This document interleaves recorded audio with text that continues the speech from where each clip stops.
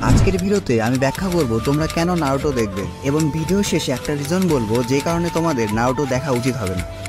Last কদিন ধরে আমি এটাই ভাবছিলাম যারা কখনো নারুটো দেখেনি তাদেরকে কিভাবে কনভিন্স করা যায় যে এই রিজনের জন্য তোমাদের নারুটো দেখা উচিত।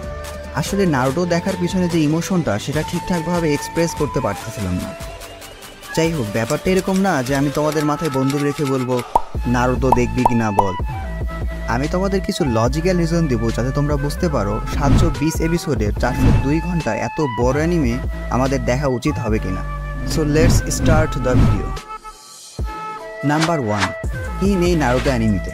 Humour, action, comedy, thrilling story, remarkable character development, adventure, iconic fights, mind blowing plot twist. Naruto anime creator Masashi Kishimoto one of the best talented manga artist. আমার কাছে মনে হয়েছে তার প্রতিভা সবটুকুই তিনি এই নারুটো অ্যানিমের উপর ঢেলে দিয়েছেন। Number 2, villain. সাধারণত একটা অ্যানিমে পপুলার হয় তার হিরোর জন্য। নারুতো অ্যানিমে তার ব্যাড অ্যাস ভিলেনগুলোর জন্য বিখ্যাত এবং ক্যারেক্টারগুলো এত সুন্দরভাবে ডিজাইন করা হয়েছে যে তুমি ভিলেনদের ট্রু মোটিভও ভালোভাবে বুঝতে পারবে এবং একসময় তুমি এদের ফ্যানও হয়ে যাবে। Number 3, great story line. Naruto অ্যানিমের প্রতিটি এপিসোডই এমনভাবে সাজানো হয়েছে যে দেখতে দেখতে তোমার সময় কোন দিকে পার হয়ে যাবে তুমি টেরই পাবে না। নিজের পার্সোনাল এক্সপিরিয়েন্স থেকে বলছি। Number 4, inspiring character.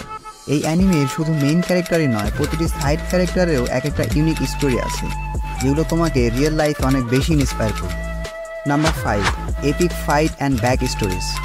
অ্যানিমে হিস্ট্রির অনেক পপুলার এবং মোস্ট আইকনিক ফাইট সিনগুলো স্থান পেয়েছে এই অ্যানিমেতে। ব্যাক স্টোরিজগুলো খুব ক্রিয়েটিভলি সাজানো হয়েছে। অ্যাকশন লাভারদের জন্য must be recommended. Number 6, real life message. Naruto anime তুমি যে শুধু বিনোদন বা সময় কাটানোর জন্য দেখবে ব্যাপারটা আসলে এরকম না। অ্যানিমেতে খুব সূক্ষ্মভাবে অনেক রিয়েল লাইফ মেসেজ দেওয়া হয়েছে যা ইয়াং জেনারেশনদের জন্য অনেক ভালো লাইফ লেসন হতে পারে। প্রতিটি ক্যারেক্টার তোমাকে কিছু না কিছু শিখিয়ে যাবে। এ নিয়ে আমার একটা বিস্তারিত শর্টস ভিডিও আছে, প্লেলিস্ট লিঙ্ক ডেসক্রিপশনে পেয়ে যাবে। Number 7, emotions. যারা নারুটো দেখেছে তাদের কাছে এটা শুধু একটা অ্যানিমে নয়, এটা একটা ইমোশন। এই অ্যানিমেতে এমন কিছু সিন আছে যেগুলো দেখলে তুমি হাসতে হাসতে গড়াগড়ি খাবে, আবার এমন কিছু সিন যেগুলো তোমাকে কাঁদতে বাধ্য করবে, আবার কিছু মোমেন্ট তোমাকে অনেক মোটিভেশন দেবে। যাই হোক, ভিডিওটি শেষ করব নারুতোর একটি ফেমাস ডায়লগ দিয়ে,